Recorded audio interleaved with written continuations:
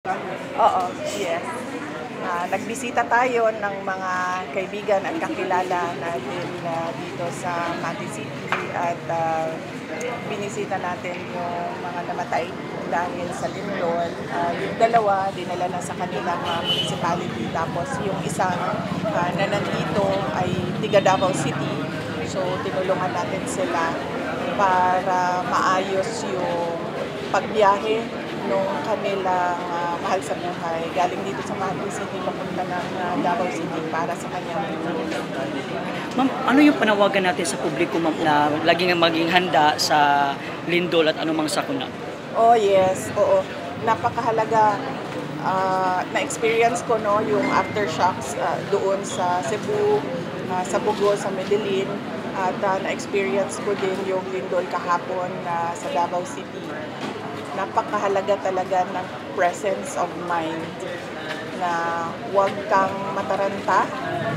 Mahalaga na maalala mo yung duck, cover and hold at kung pwede nang tumayo para lumabas, kung safe na tumayo, lumabas ay lumabas kayo sa open area, open space.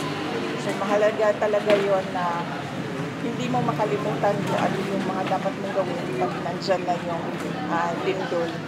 Mahalaga din yung go bag na sa experience ko kahapon ay dapat merong go bag sa labas ng pinto ng bahay para pagtakbo mo, dala mo yung go bag mo. Dahil sa aking karanasan kahapon sa dalawang lindol, wala talaga akong nadala.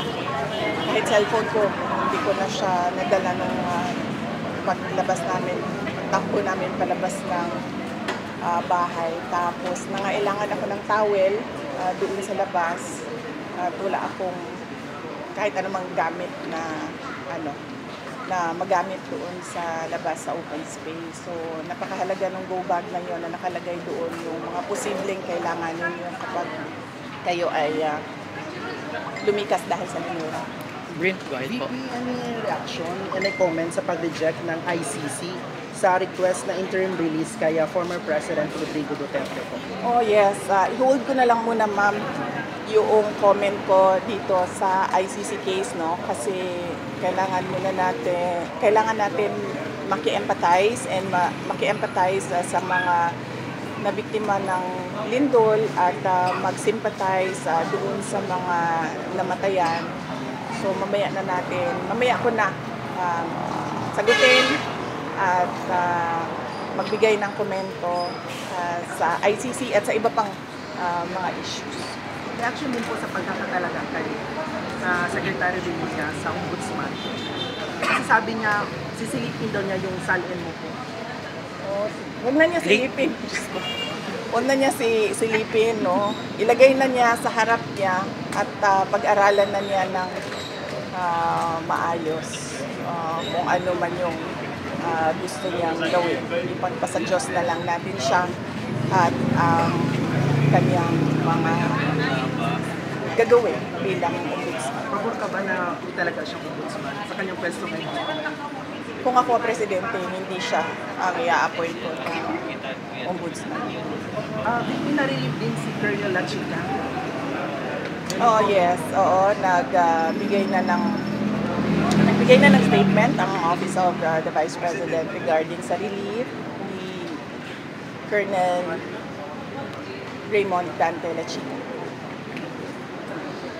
May plano ngayon ng House of Representatives na ibalik doon sa 2025 budget mo na 700 million ang OVP dahil sa hindi pagdalo mo doon sa plenary po. Anong comment mo? Sige, i-postpone ko na lang muna ang comment ko sa budget. Hindi naman na mahalaga yung pera sa panahon ngayon dahil ang mas mahalaga ngayon ay yung maibsan yung lungkot, yung takot ng mga tao dahil sa mga pangyayari na lindol, pagbaha, bagyo. Bipilas na lang, kumusta si former President Rodrigo Duterte? Kailan kayo huling nag-usap at anong napag-usapan niyo?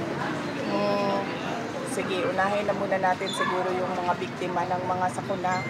Sa ngayon, bigay ko yung mga comments ko sa mga susunod na